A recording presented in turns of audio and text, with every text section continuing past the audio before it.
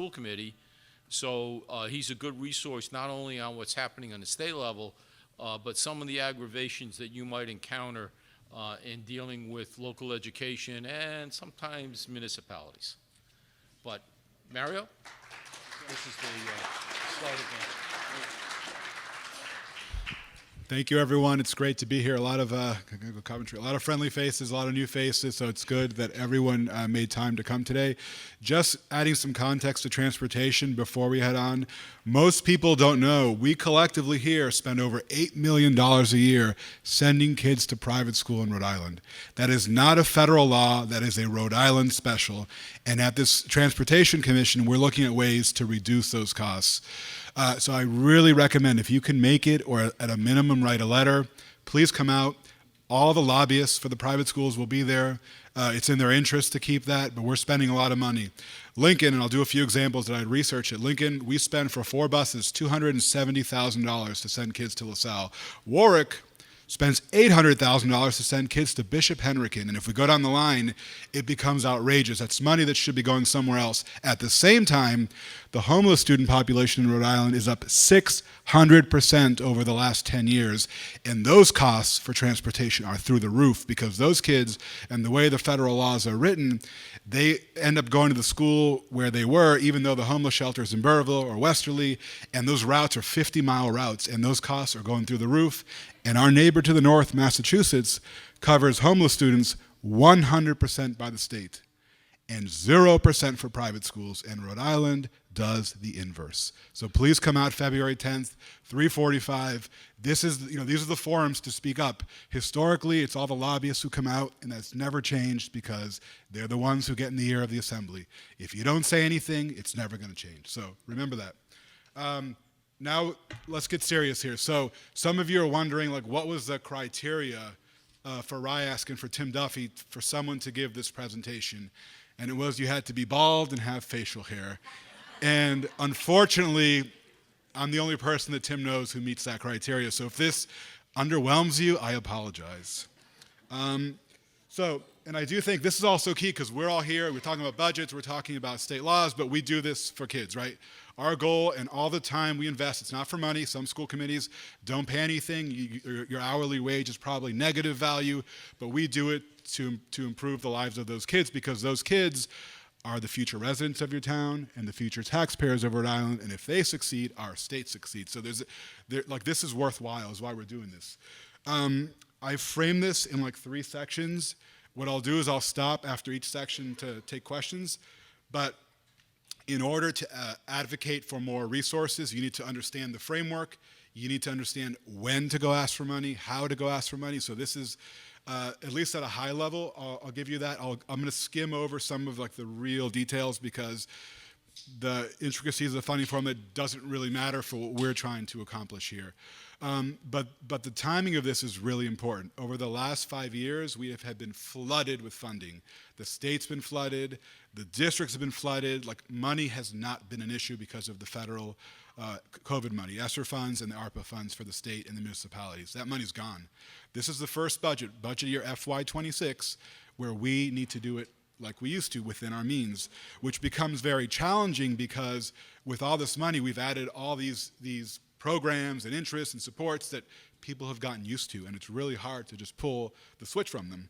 So the idea behind this is the first 2 are used to help you get more resources, but it's not just about getting more resources.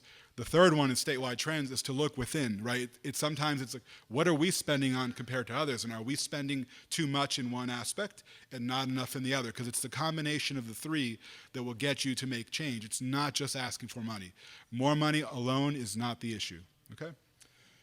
There are 3 primary sources for anyone to fund your budget. So it's really federal, state, and local. Anything that's not one of those 3 is considered other. It's about 1 or 2% of your budget. Other, very quickly, is if you have private grants or if you are receiving tuitions.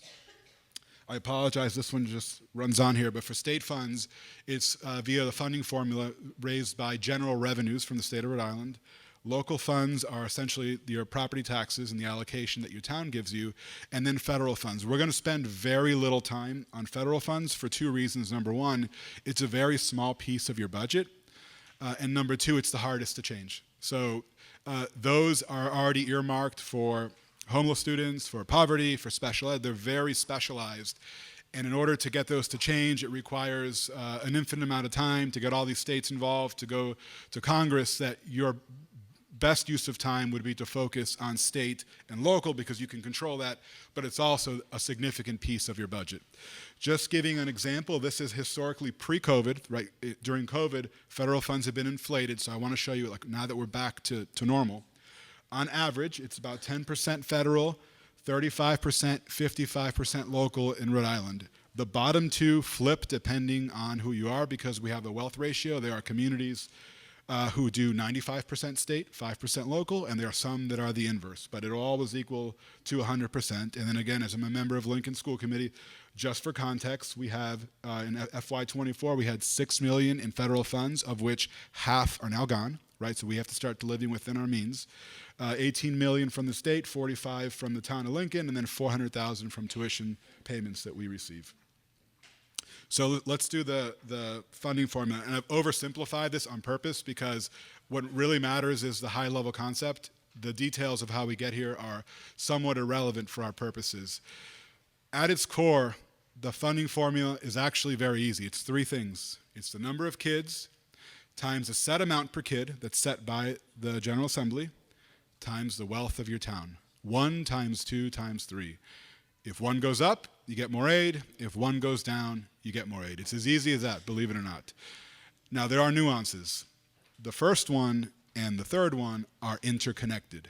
So if your enrollments, and we'll do enrollments in a minute, if your enrollments go down, which is the case for most of us here, and your property values stay the same, you have more value per student, which means your wealth ratio also goes down. So you're actually hit twice. The reverse is true if your enrollments go up.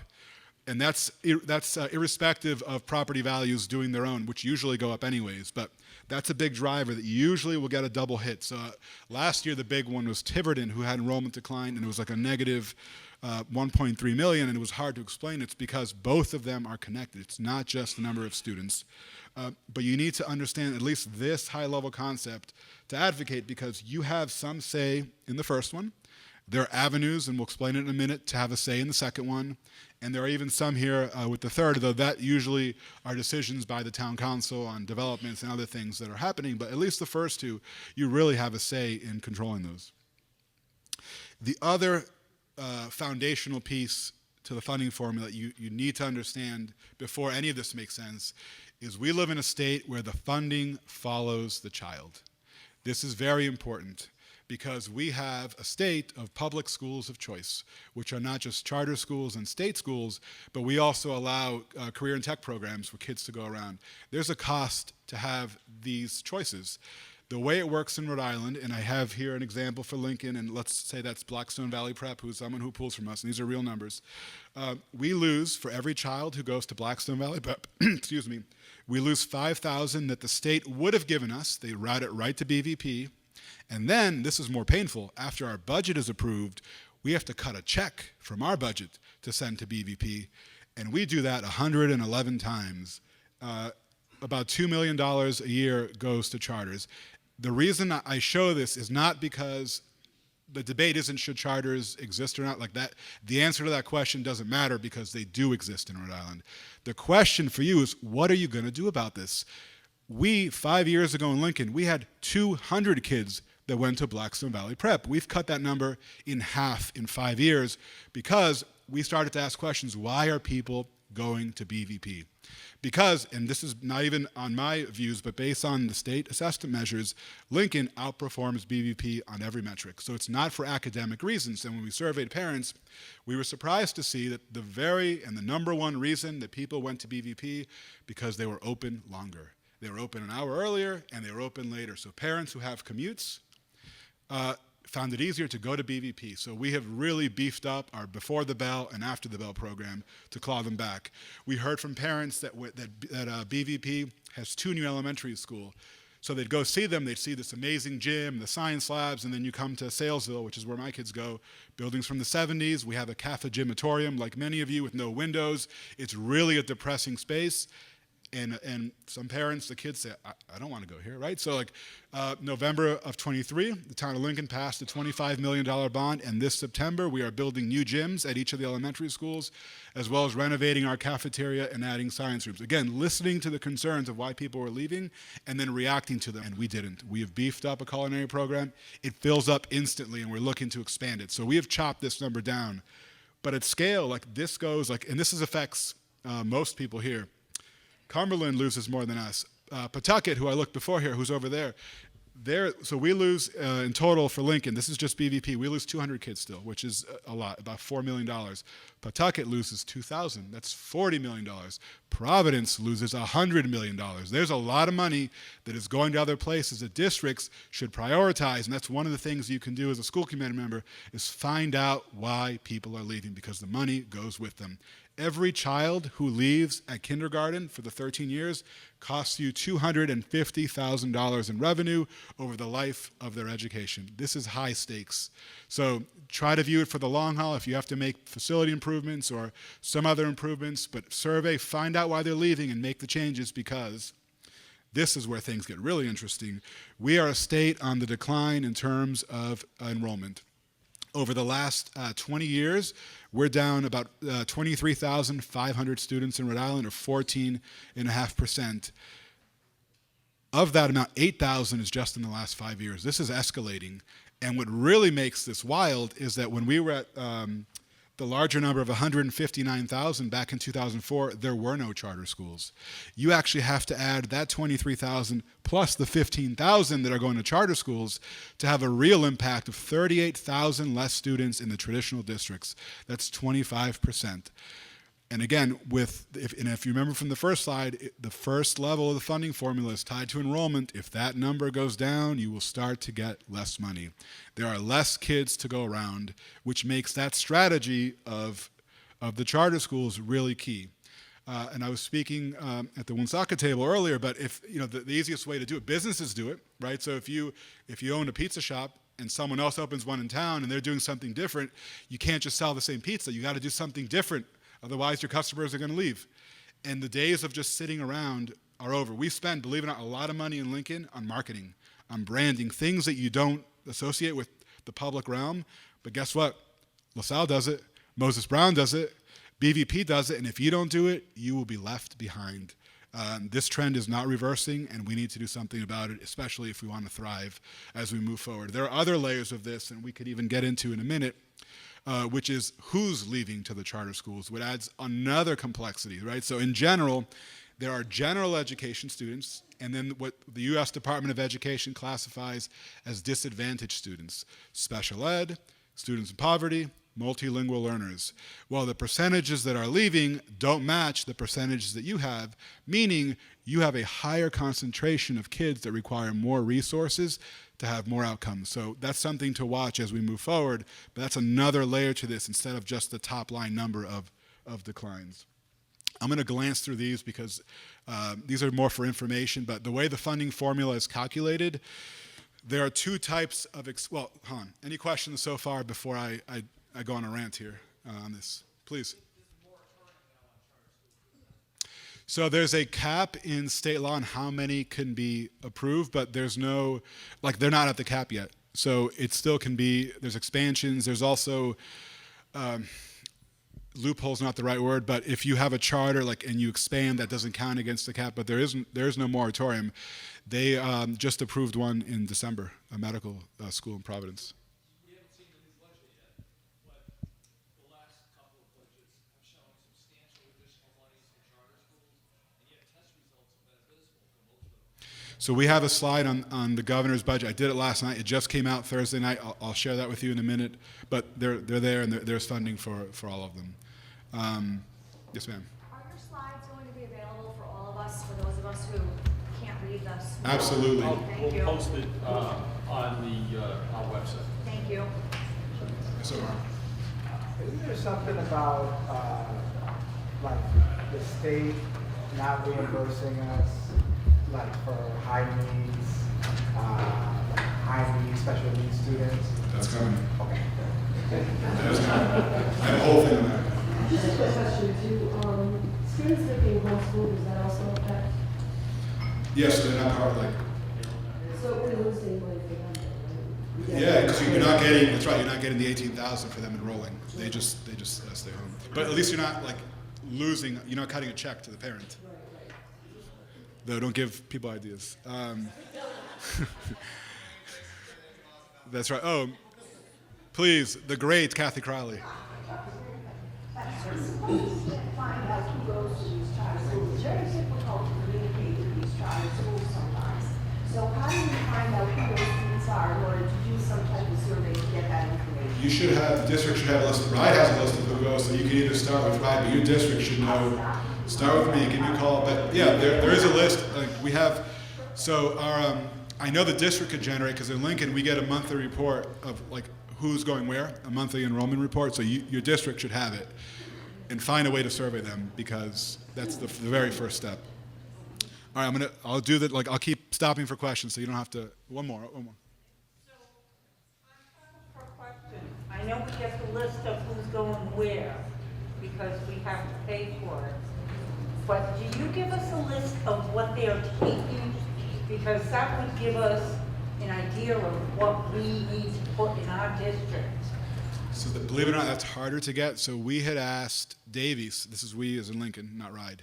We had asked Davies to give us a list of what programs the Lincoln students are in, and they didn't have to give it, like they didn't give it to us, and when we asked RIDE, they didn't have to give it to us. So you might have, but you can ask them, like the districts don't have to give you the information, but perhaps the parents might, which are instructional expenditures, and there are non-core. Non-core, for this purpose, is more interesting because they're not part of the funding formula. You don't get any money from the state, from the funding formula, for these expenditures. Food service, school facilities, utilities, transportation.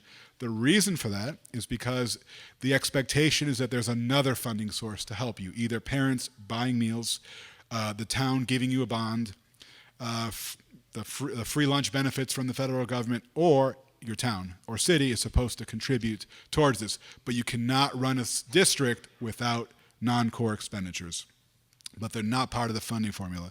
The reason that's interesting is because that percentage of a budget has been increasing in Rhode Island, right? It used to be an 80-20 split was like the rule of thumb they gave. We're now approaching 24% of non-core.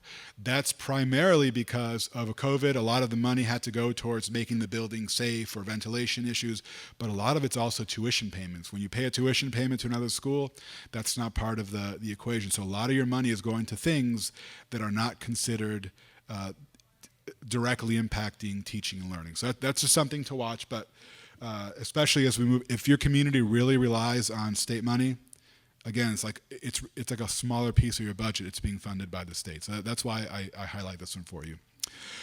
Very briefly on these is how the funding formula works. So the first three are all set by the General Assembly, so you have no say in that. But in essence, the way the funding formula works is that they grab that market basket of goods, which are the teaching and learning expenditures. They take an average of 4 states, Massachusetts, Connecticut, Vermont, and New Hampshire, and they tie the average to the Consumer Price Index, and that is the core amount per student, $12,617 as of last fiscal year. That's what's in effect right now.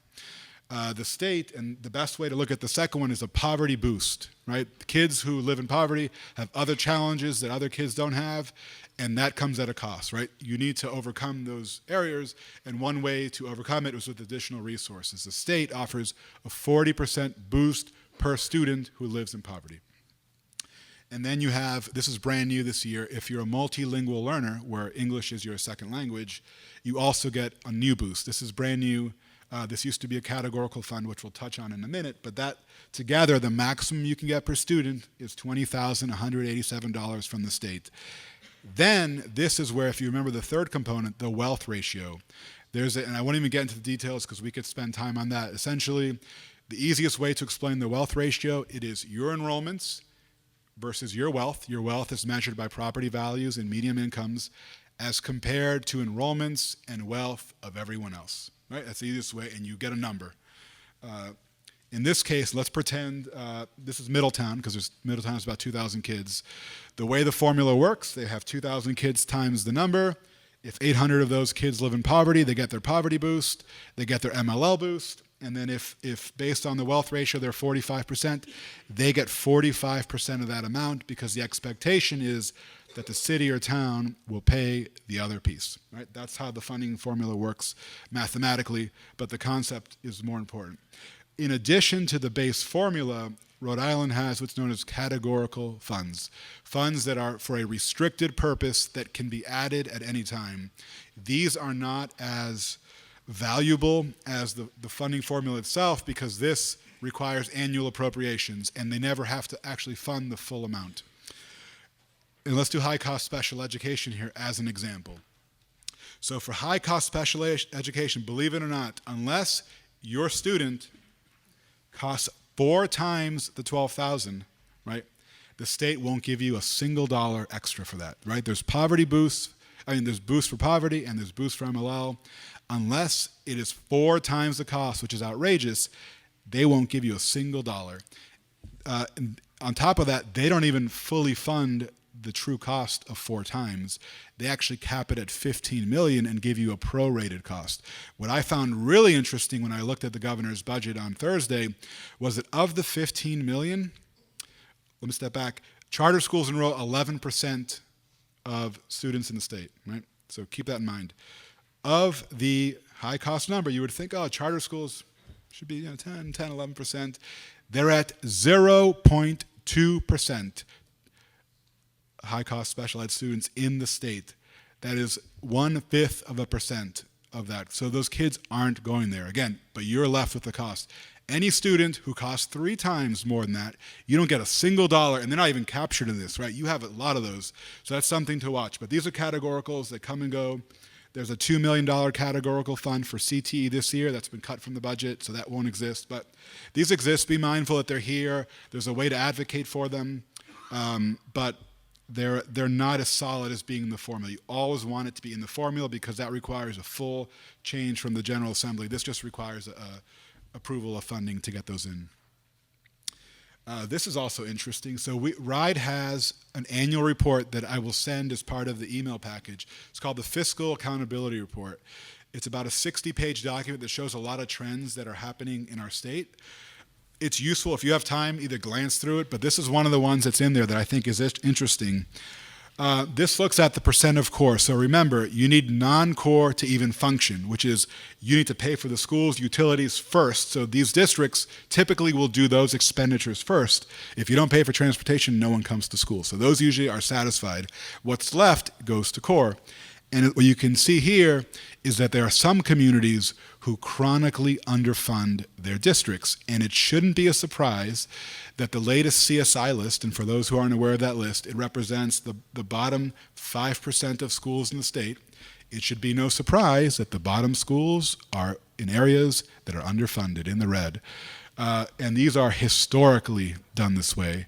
And it's really difficult to make change when those communities in particular also have even higher proportions of poverty, of special ed, and of MLL learners than anyone else, and they're getting the fewest money. It's like a never-ending cycle here, but one of the ways it begins is with this. And I know that Providence is giving money. Hopefully Woonsocket and Pawtucket, the cities will step up, but historically it's like this. So something to watch.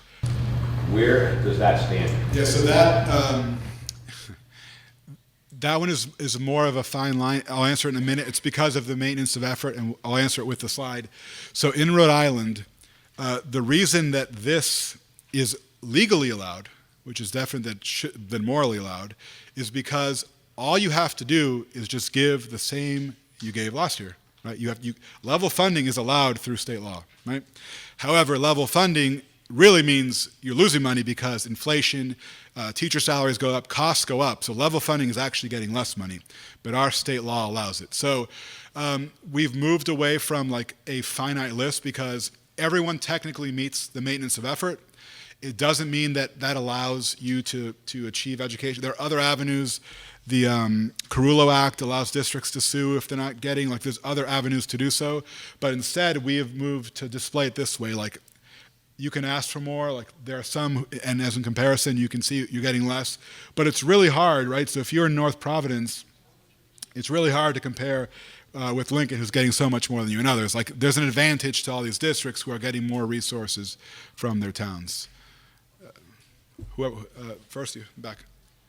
Is there for the special education, there's other states that do reimbursements, like I know Connecticut gives a percentage for the number of special education students that is in each public school. Is that something that is unique just to Rhode Island where they don't do that, or are there several states in New England that don't do this? Every state does these things differently. I can research that one to see, but I know like the way we captured is through that in Rhode Island, is through that categorical fund. It was up until 2 years ago. It was actually 5 times the threshold, and this is one when we do strategies about advocating for more money. At the time, many districts coordinated and lobbied to lower that threshold because when we get to that slide, if you go to the assembly for just yourself, you don't get $1. Like, don't go just for Pawtucket or just for Lincoln. You need to go with common interest because you require all sorts of legislators to vote for this. That was the way when the budget came out a few years ago, there were several communities, there were like 20 who got less money.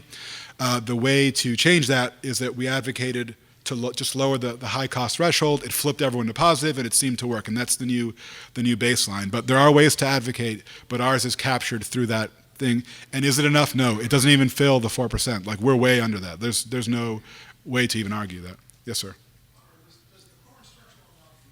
Component of special ed, Yeah. So if we go, I mean, that 12,000 figure that you had in your. yeah. Let me go back to it. So it really, I think I passed it. The market basket. It's for these. I mean, sure, they look at the cost of special ed teachers, like it's incorporated that way, but that doesn't, in many cases, reflect the true cost of what that student. That component of that funding still goes, right? Yeah, so I think that part is interesting, that if you lose, and this goes back to the proportion, so if you lose a general education student to, in my case, BVP, you lose the 18,000. But then we have students who cost 60,000 who they don't want, and we have to fund them with less money. And the reverse is true, that if they left, then they would only get the 18,000, but the cost for that child is actually 60,000. So there's an interesting dynamic that's at play here. We have 194 students exactly that leave from Lincoln to go to other districts. 0, not 1, is special ed. And that's happened for 3 years in a row. Statistically impossible is happening in Lincoln. It's happening everywhere. So, yeah, there's something flawed with that. Good. So last year, there was some back and forth on how the core instructional amount was actually determined because the proposed budgets are deviating from the historical calculation. Can you say what the status of that is now? Yes, I have a slide on the governor's recommended, which I'll answer that and show them. But yes, thank you for asking that, because that is something to watch. Omar. So, is it that students with special needs are not going to charters, or is it that the charters are not accepting? So there are likely several. There are several factors here. So, in order to even go to a charter, you need to have parents who are engaged enough to seek them out, right? So you're already getting a subset of students who are probably going to succeed anywhere because parental involvement is one of the biggest indicators of a student succeeding. So you're already getting from a pool of students who are interested. It may be that the charters tell them we can't offer those services, whether implicitly or not. There is a lottery system. Like there's a lot of layers here. It could be any of them, but it's happening. Like so, I think that's just something again to be mindful of, whether we pin it down on one thing or not. But if you look at the data, without a doubt, if you across the board, if you look at where they're pooling from to who they enroll, it's not even close for every community. So that's something to watch. Now, whether it happens naturally or for nefarious reasons or whatever, it's happening. And that's something just to go. Kim? Don't you think eventually, for many years there was a moratorium on doing school buildings and construction, but don't you think maybe going forward as in Lincoln has been kind of one of those schools ahead of the game, and Pawtucket's kind of heading that way. But eventually these students should be able to come back to the district, because as we build these new buildings, where the hope is that we provide and advocate that there are places for these students to get what they need to be able to go to the schools within districts. So for example, a lot of these older schools don't have the proper restrooms. They don't have the wide hallways. They don't have sensory rooms. So I would hope, and I would think, eventually, as this money is put in to the districts, and that the districts take this and build these buildings, that the thought would be that that the children would be able to, have environments that are conducive to them. Yeah, and you have a golden opportunity in Pawtucket. You're designing a $330 million high school, the most expensive and luxurious project in state history, and you have a golden opportunity. You lose 578 kids to Davies. I know that number off the top of my head. That's a lot of money, even just for that. So this goes back to understanding why they need.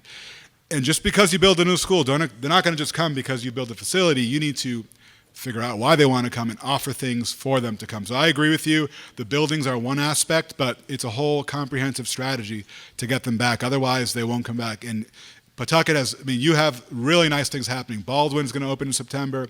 You have a massive high school. You have a golden opportunity that others don't have, and you need to capitalize on that opportunity. Bottom line is, how do you protect the oligarchs to take over, who's going to pour all this money that we don't pour in, because they're building schools and they're getting funding from private sources? How are we going to, and I know, I'm just putting it up here. No, I think so. One thing that might be easier for you. So in 2016, the General Assembly passed a law that in order for a charter school to open in your community, you need city council approval because of the financial impact. Prior to 2016, we see a lot of charter schools in South Kingstown and Lincoln and Cumberland. They're not coming anymore they won't get approval locally because of how big the local share is. What happens now is 80% of kids who go to charter schools are from Central Falls, Pawtucket, and Providence. Because their share is so low, the city council typically doesn't resist because the money coming out of their pocket, they don't realize they're not counting the state component, right? They're only looking, in Providence case, it's $47.50 local money, $14,000 state. Again, the Providence number is at $100 million now. So part of it is advocating. I think Woonsocket, if depending on the angle, did a great job. There was a charter school who was looking to expand just this month at the RIASC council meeting, and they showed up in full force because that's the body that approves it.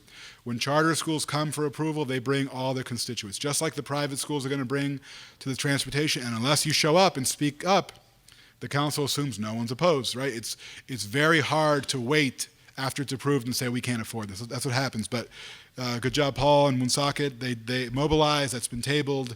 We'll see where that goes. But that's this is the public realm, right? You have to speak up and use the tools you have to come let others know that this is going to impact you.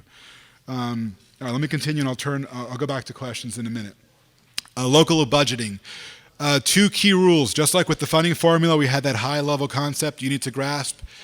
There are two key rules for local budgeting. Number one is you cannot ask for more than 4% in 1 year from your town.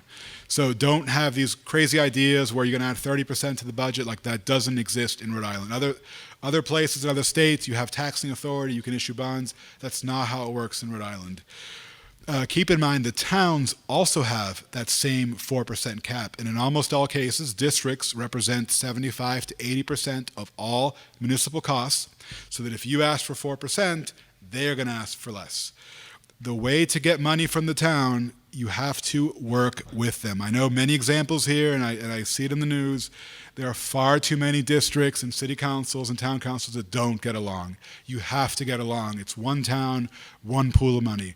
And understanding that will help. When you ask for more money, you must be clear with what you ask for. If you show up with this all these pages, and it's like it's going to go into the vortex of your budget and get spent who knows where, you won't get it. If you're very clear and show we need 5 teachers for this, and you show the data, you will find that more often than not, you will get the money from the town. Be clear with what you asked for.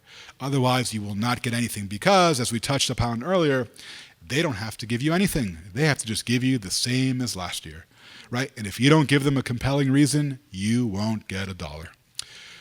A strategy that we do in Lincoln that I want to share with you, because I don't believe not everyone has a separate capital budget. The reason that is important is because non-reoccurring expenditures are not subject to maintenance of effort. So if the district may want to give you money for that weight set or the athletics or for curriculum, they are less likely to give it to you as part of operating because they have to give it to you forever if they give it to you once. Through capital, it's a one-time piece. So we have, and you may want to look at your town charter. Some, I think East Greenwich has a very high threshold, 5 years, 50,000. Others, Portsmouth and Lincoln, have really low. It's like 1 year and $5,000 of value. So we take advantage of that, and we put in hundreds of Chromebooks every year, and the town has no problem funding it, right? And while it's a double-edged sword because in some ways you suppress your operating budget, if the alternative is not getting them, then that's the way to go. So think about that, not just for Chromebooks, but even the true sense of capital. I've looked at budgets for other communities. You shouldn't have any repairs or renovations in your operating. You are losing money because the state, as we mentioned earlier, through non-core, gives you reimbursement for that. You're throwing money away if you're actually doing it as part of your operating budget. Move facility-related expenses to a capital budget. They become eligible for school housing aid, and you're also more likely to get them funded by the town because they're not committing to eternity to giving you that money. So some tools, and those are key as you begin this process. Understanding that framework allows you to know what to ask for and when to ask for it. Everyone has a different timeline. I'm going to just share with you Lincoln's. We have actually the earliest timeline in everyone. I think, so when we vote on our budget, it's this month, believe it or not. I think Pawtucket does May, others do like late spring. We do it really, really early. What starts everything is the governor's recommended budget. I'm going to come back to the slide that came out on Thursday. Every year in January, the governor, as part of his or her priorities, makes some tweaks to the funding formula. This year, we were fortunate in that the governor is not proposing many, many changes. So last year, and this is to answer your question, the governor's office wanted to lower the core amount for everyone by, instead of using the consumer price amount for this year, they wanted to do a 3-year average, which would suppress the number. That would have shaved $26 million from the funding formula. That was not approved by the General Assembly and has not been reintroduced this year. So in some ways, what you see in the governor's budget is likely going to be close to what you're going to get in June because it doesn't include any huge changes. The one change that they did propose is to address concentrated poverty. So there are 5 communities who have what's known as concentrated poverty, and the governor's budget proposes adding a 3% boost to those communities. As you go through the budgeting process, and RIDE's documents, which I can share, actually differentiates like the true formula from this. If you're one of those 5 communities, you might even want to do like 2 budgets, a conservative one, assuming that doesn't get approved, and then one with that get approved. Like you don't want to rely on these things because they may not happen. The good news, so it's not all negative, it's mostly good news. So as you know, it's been in the news, state is facing a $300 million deficit, and the governor did not hold level fund us, which he's allowed to. He actually put in $43 million more into the funding formula, so that's actually good news. $13 million more into school housing aid.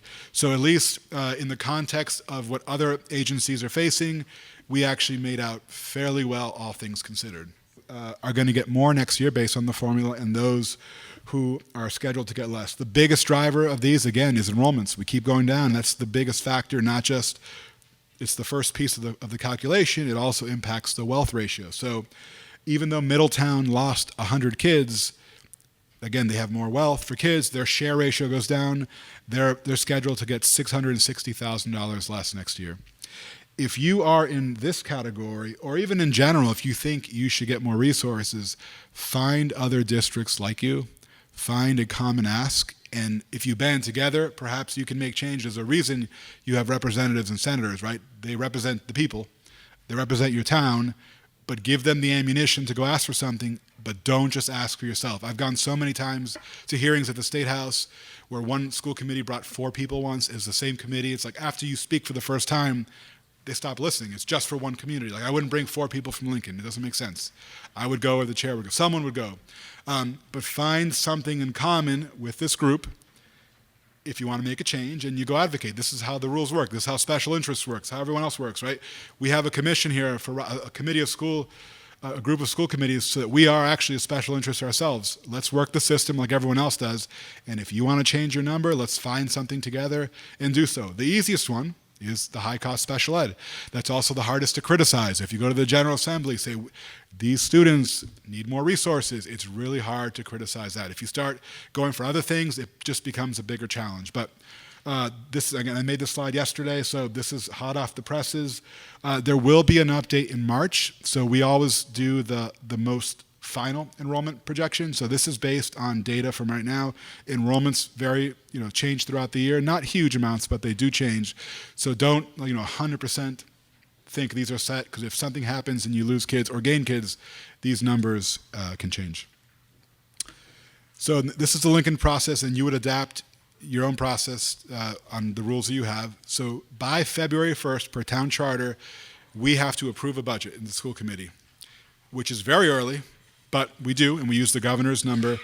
And if you saw, I will say Lincoln made out very well in the formula. So this is going to be a really easy budget season for us. It's not always like that.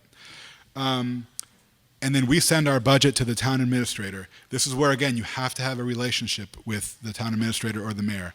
He or she can only adjust the new requests, right? They can't touch what you have already been given. They can't even tell you how to spend it. All they can look at is the new request.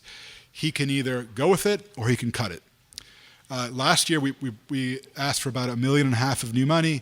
He chopped that in half to $750,000. By February 15th, he sends his entire town budget to a budget board in Lincoln. The budget board not only can further cut his budget, they can actually go the other way and even go higher than the school committee asked for, which is very bizarre. And in some cases, we have both extremes have happened in Lincoln, where we get more cuts or they even add things that we didn't even ask for, which is great when those happen. And then they spend months, very detailed. They go through every line item for the whole town. That is sent the second Monday in May. We have financial town meetings in Lincoln. Some of you might have voter referendums. You might have the city council. You have some approving mechanism. In our case, it's the people of Lincoln who come. They approve the budget. Great. The wild card for us and for many is that that's before the General Assembly session has even ended. So we don't even know what our final number is. So you can have an approved budget and the General Assembly can raise your number, which is great. They can also lower it. If that happens, you have 30 days to act, but you must have a balanced budget. You cannot have an unbalanced budget. It is not allowed per state law. All right, before we look at statewide trends, any questions on the local budgeting process?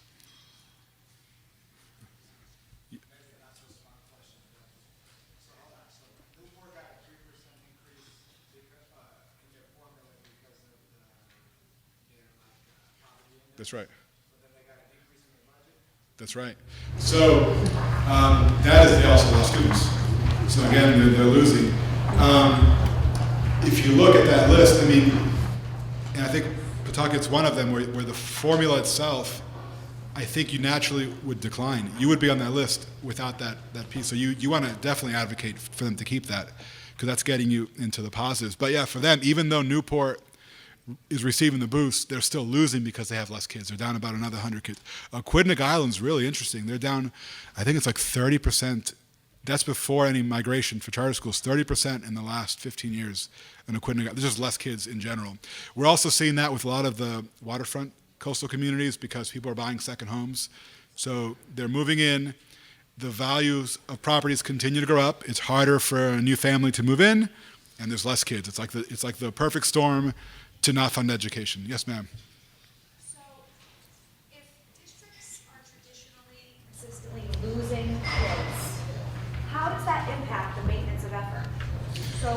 if you lose 200 kids for whatever reason, explain that to me. Why, how does that impact MOE? Yeah, so in general, they don't, the cities and towns don't change it. There are provisions in state law where they actually can go after it. I can't think of an example of where that's been done. But if you look at 16.723, I believe is the statute, that if there are declines in enrollment, they could actually make a claim that you should get less, as long as the per pupil amount remains the same.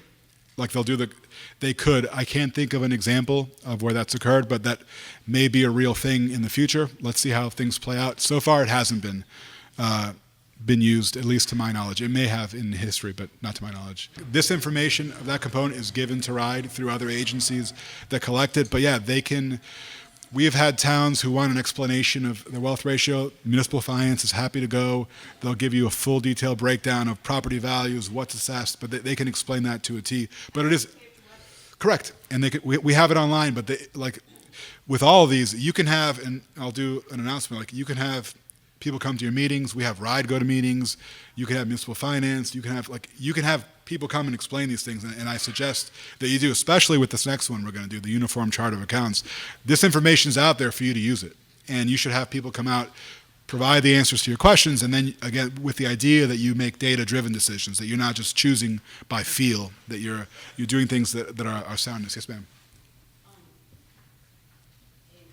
Tying in with the question that was asked over there, we have a person in our community who comes to every school meeting and every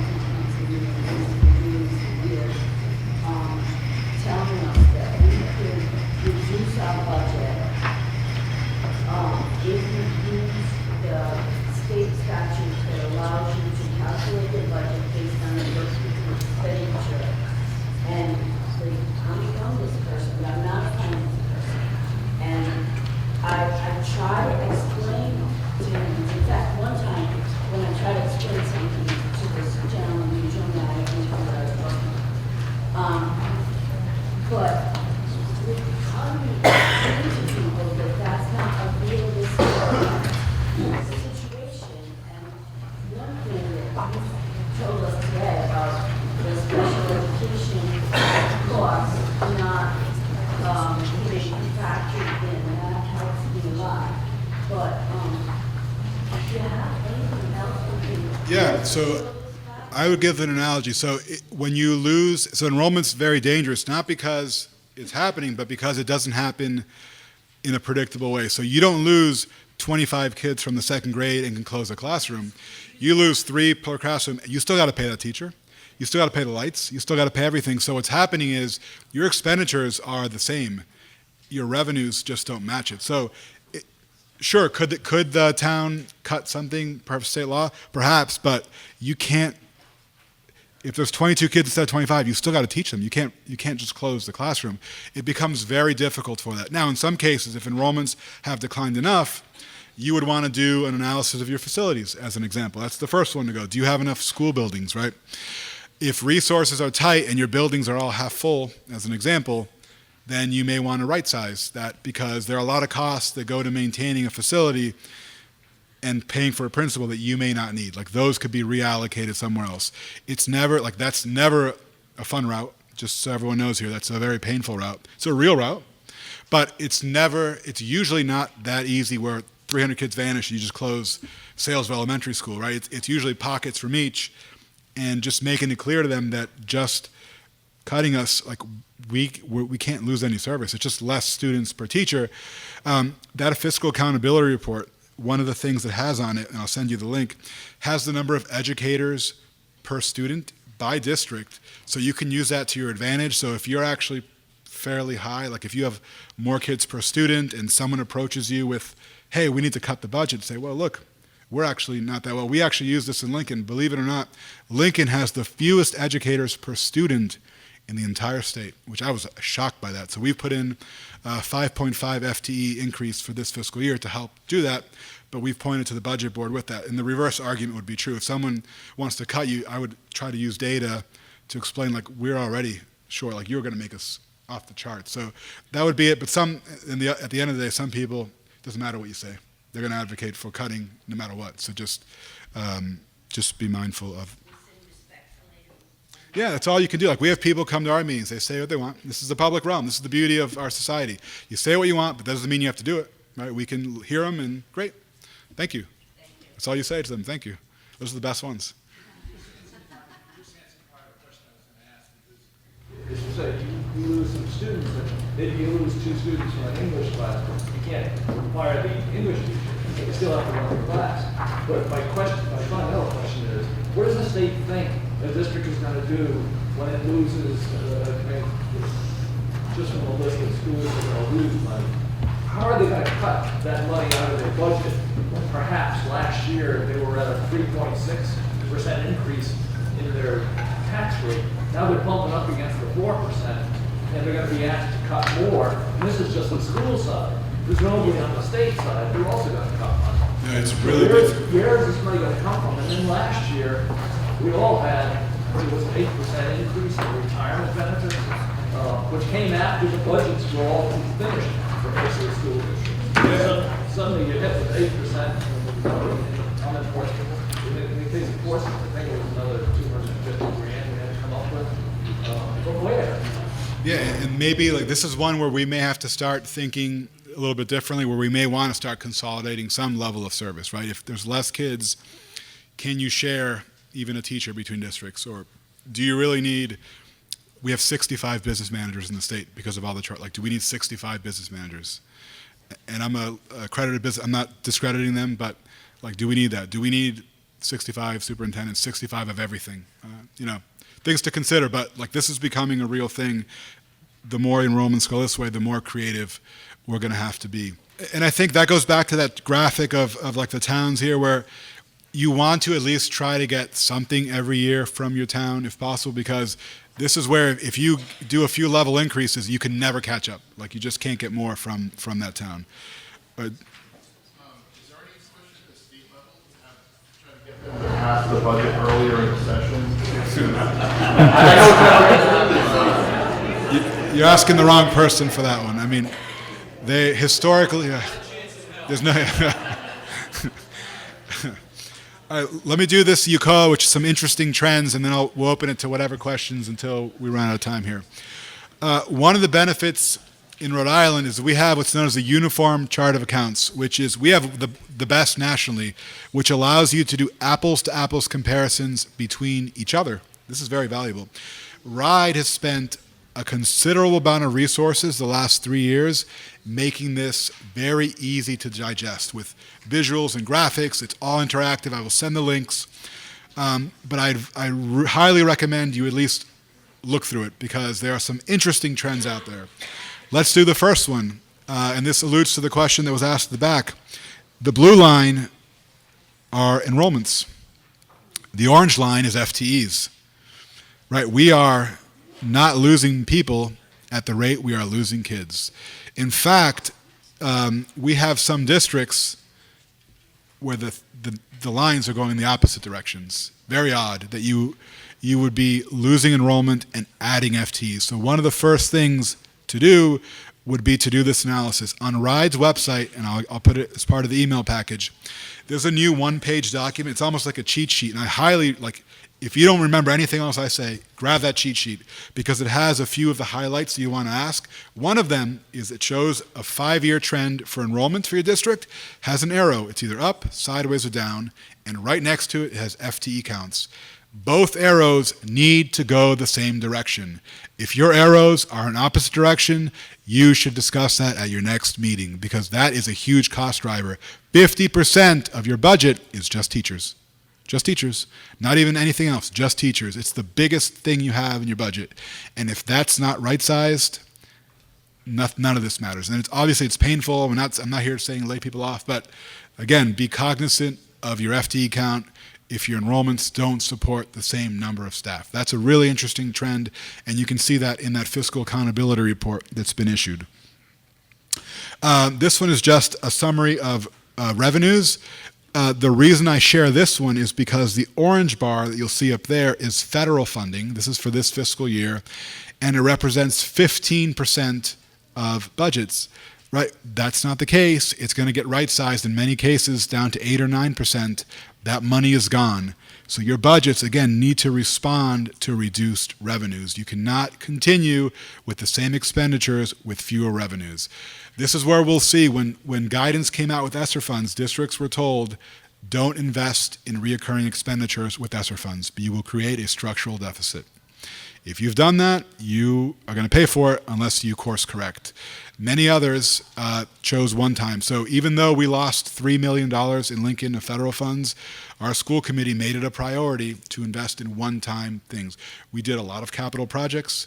We invested in curriculum, in items, contracts that ended this past June, because we didn't want to fall into that trap where and these funds were needed. I'm not saying these services aren't needed, but you can't offer all these guidance counselors and then just cut them off. Like there's an expectation that's created, and it becomes very challenging to keep meeting that. So again, this is where just be mindful that orange money is being cut in half, and you have some really difficult choices to make over the next few months. The other piece here, which is interesting, on average, local money has increased by 1%.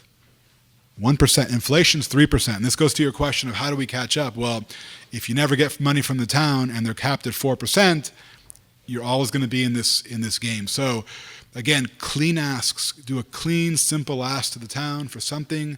You can usually get it, and it's worthy of getting something. This year, I will say, in Lincoln's case, because our preliminary ask of money was $1.8 million, and the state's giving us 2.5, in good conscience, we can't, we would be greedy pigs if we went and asked for even more than we had planned for. So we're not planning to do an increase to operating, but we are going to load up the capital because they love giving us one-time funds. So keep that in mind as you move forward. But again, that's an interesting piece, that the local cities and towns are giving you money that is actually losing value because inflation is higher than that. This is just, again, an overview of expenditures. Statewide, we're at $3 billion, which is a 40% increase over 10 years, which I found was surprising. It's been that much. And again, this goes back to the enrollment changes that I mentioned earlier, where traditional districts are down over just the last 10 years about 8%. Charter schools are up 107%, right, where we're going in opposite ways. And again, that money follows the other. So every year, that $2.7 million here, a piece of it transfers right below, right? And that's why there's an incentive to try to capture them back. Again, it's not about should they be here. That battle has been lost. Like, they're here. It's what are you going to do to get that money to go up? This is a really interesting trend. So I mentioned earlier how our disadvantaged students' populations are going up. Over the last 10 years, even though our enrollments are down, we have more special ed kids in totality, more kids in poverty, and more MLL learners. So we have higher concentrations in general of disadvantaged students. The MLL population has doubled in size. And it's not just in places where you think historically Central Falls and Providence. It's Warwick, it's Lincoln, it's Cumberland, it's North Providence, places that traditionally have not or are not equipped to offer services to those students. So that's something to watch, that be mindful. You do now get more money as part of the funding formula, but you might need new resources, new teachers, new spaces that you haven't historically had to accommodate this population of students. That's a very interesting trend. In terms of growth, Rhode Island is #1 nationally in terms of growth of MLL students over the last 10 years. So this is going one way. Just be mindful of it and be prepared for it, because we need to serve all students, right? It's not just all students need to be served. And the last piece, and I'll turn it to questions. So one of the things RIDE does is we're looking for the silver bullet of education. If you spend on this, you get that, right? So we do a bunch of these matrix where we put different items on the quadrants. For those of you who know Stephen Covey from the 7 Habits, he has a thing, the quadrants of time management. This is what it's modeled after. Top left, quadrant 1 would be the quadrant of success. That's the way he describes it. Low cost, high achievement, right? In a theoretical world, we would spend $0 on education and we would get 100% RIASC, right? Top left corner is the theoretical best. Quadrant 2 is high cost, high achievement. the axis, the horizontal axis is the average, so above it, you're above average, below it, you're below it, and the vertical one is on spending. Bottom left is for low cost, low achievement, and the bottom right is high cost, low achievement. So in this case, there are a lot of variables here, but the one thing that jumps off the page is we use a grayscale, right? The darker the grayscale, the more kids you have that live in poverty. And the takeaway here is, regardless of if you spend a little or a lot, a takeaway could be that those communities are not funding enough for those kids. Those kids require even more resources to move above the line. Perhaps that's why the governor's budget includes a 3% increase for those communities, because they're not getting enough. But again, so on the website and as well as the book, there's different versions of this. And again, use this to ask questions. Your role as a school committee member is to ask questions. It's to demand answers. It's to allocate and create policy, but do so with resources that exist, right? The state offers resources. If you want someone to come out to your meeting, we will come out. Whether it's municipal finance, whether it's RIDE, whether it's someone else, we come out to meetings, we explain the data. The purpose of this data is for you to use it in a meaningful way, right? We don't want this to live on a shelf. The first 10 years of UCOA, it was a spreadsheet with 9 million lines, which is a complete waste of time and money that we would spend all those resources on it. It's now all visual. So I suggest that you give that a good look. But we haven't found the silver bullet, and if you find it, let me know. I would love to have that. How are you, Frank? The one piece, and I'll do just a closing piece, and then I'll do any last questions. You know, everyone who is here, whether you're new or long, everyone has really good intentions to be a school committee member. You want to make change. From personal experience on Lincoln School Committee, and I think I've been to every school committee in my 15 years at RIDE for one reason or another to present, that if you find that you're averaging 3 hours a meeting, you are doing something wrong. Like I'm serious, like if your average meeting is 3 hours, even 2.5 hours, you're doing something wrong, right? Not everything has to be a show. If you're in the newspaper, you failed. Like, school committees shouldn't be in the newspaper. We're only in the newspaper when bad things happen. If you have questions about finance, you can email your superintendent or business manager at any time. There's no violation of the Open Meetings Act. You can actually interact with less than half of your school committee and ask them questions prior to the meeting. I find that 90% of my questions are answered ahead of time. I'll email John McNamee, I'll email Dr. Filippelli. I'm satisfied with the answer and I don't need to bring it up. Now, if you get the runaround, that's different. If you don't like answers, that's different. But what happens is when the meetings go so long, you water everything down, right? By the time you're at hour 3, no one's even paying attention to what's left. Things that matter get glossed over. So I would recommend be really focused, focus on what matters, answer things ahead of time. Not everything needs to be a show. Now, there's a time for shows, I get it. Like, there's times when you need a show, but you're not helping. Like, we don't help when the meetings go 4 hours. Or some meeting, there was one, and I won't say who, had a 7-hour meeting a few months ago. 7 hours. Who's going to be there? Like, I'm not saying who. But like, again, that doesn't work for anyone. The administrators don't want to be there. Nobody wants to be, and you're not accomplishing anything. So that's my word of advice. Go shorter meetings, be more focused, be more productive, and I think you'll do a good job serving your local district. So thank you.